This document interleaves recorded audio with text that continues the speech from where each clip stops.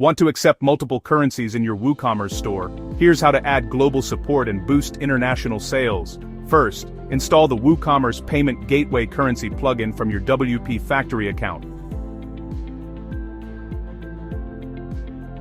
Activate the plugin, then open its settings from the WPFactory or WooCommerce menu. Turn on Convert Currency to allow prices to change automatically based on exchange rates. Choose which currencies show up for each payment gateway, like USD for PayPal, EUR for bank transfer, and more.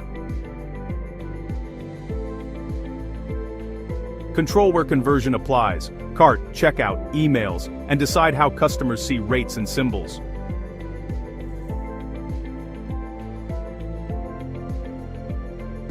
And that's it! Your store now supports multiple currencies for a seamless global checkout experience.